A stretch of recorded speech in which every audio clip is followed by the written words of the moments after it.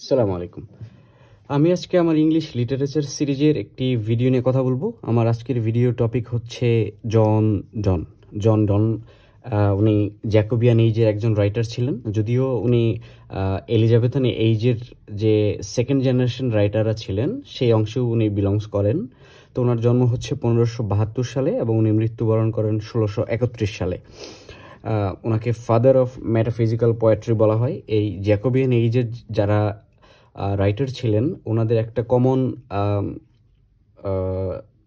বৈশিষ্ট্য হচ্ছে ওনারা ফিজিক্যাল এন্টিটির থেকে যে মেটাফিজিক্যাল অর্থাৎ সোলের যে ব্যাপারগুলো এই সমস্ত জিনিসগুলো ওনাদের লেখায় ওনারা প্রাধান্য দিতেন। তো এই জন্য এই যুগটাকে আসলে মেটাফিজিক্যাল পোয়েট্রি বা মেটাফিজিক্যাল রাইটারদের যুগ বলা হয়।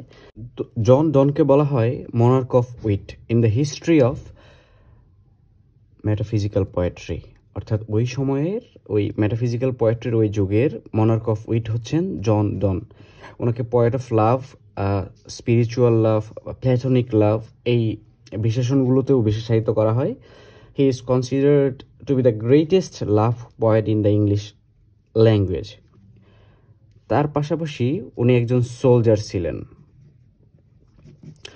ওনার বিখ্যাত কোটেশনসগুলো আমি এখানে উল্লেখ করেছি।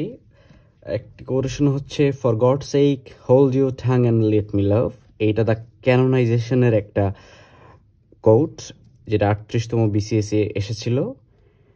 ইট sucked me first and now sucks thee and in this flea our two bloods mingled B.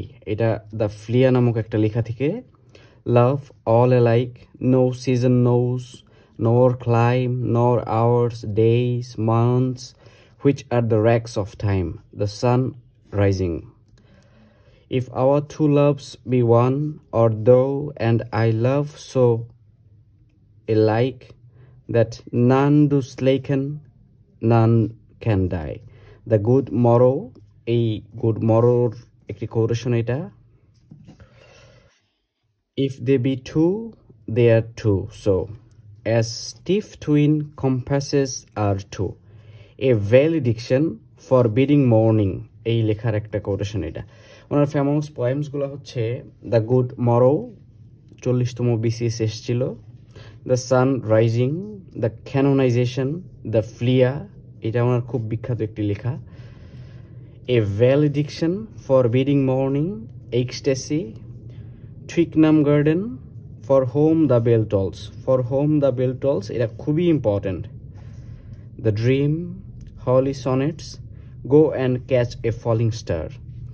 আমি কয়েকটা ইম্পর্ট্যান্ট মেনশন এখানে রেখেছি ওই একই নামের যে কাব্য সাহিত্যগুলো আছে এইগুলো যাতে কনফিউশন না বাধায়, তো এই জন্য। দ্য সান অলসো রাইজেস এইটা হচ্ছে আর্নেস্ট হেমিংওয়ের একটা নোভেল। আর জন ডনের লেখা হচ্ছে দ্য সান রাইজিং। আর for whom the bell tolls এটা হচ্ছে আর্নেস্ট হেমিংওয়ের আরেকটা নোভেল। আর for whom the bell tolls যদি পোয়েমটি কার, তখন উত্তর হবে জন ডন। ধন্যবাদ।